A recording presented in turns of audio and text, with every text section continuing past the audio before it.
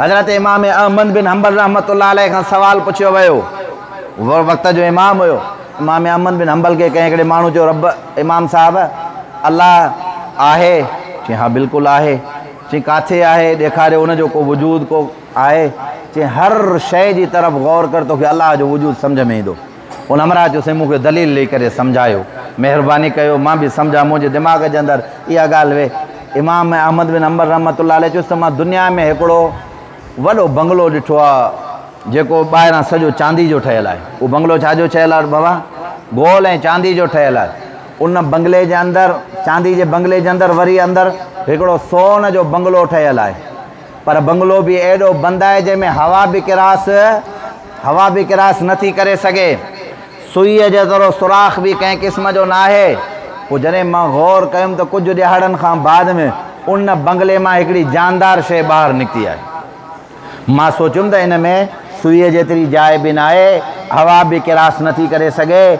इन बंगले जे अंदरि पहिरियों चांदी जो बंगलो आहे, अंदरि सोन जो बंगलो आहे, सुईअ जेतिरो सुराख बि न आहे, हवा बि अंदरि किरास कंहिं क़िस्म जी नथी करे सघे। कुझु ॾियाड़नि खां बाद में जानदार शइ निकिती आहे। इन मां महसूसु कयो, इन मां सम्झी वियुमि त का ज़ात आहे जंहिं इन बंदि माहौल जे अंदरि इनखे तयारु कयो आहे, जेका जानदार शइ निकिती आहे। तॾहिं माण्हू हैरान ऐं परेशान चए साईं इहो बंगलो कहिड़ी दुनिया जे अंदरि आहे जेको ॿाहिरों चांदी जो आहे, अंदरां सोन जो आहे। इहो बंगलो त असां दुनिया में कंहिं क़िस्म जो न आहे ॾिठो जेको तूं चवंदो गोल आहे। तॾहिं इमाम अहमद बिन हंबल खिली हुनखे चयो रहमतुल्लाह अलैह, अदा इहो हर इंसान जे घर में बंगलो मौजूदु आहे। मुंहिंजो मिसाल अंडे जी तरफ़ आहे जेको ॿाहिरियां चांदी वांगुरु आहे, उन जे अंदरि जेका फिकी ज़र्दी आहे उनखे मां ताबीर कयो आहे सोन जे महल सां। हाणे इहो अंडो कीअं बंदि हूंदो आहे?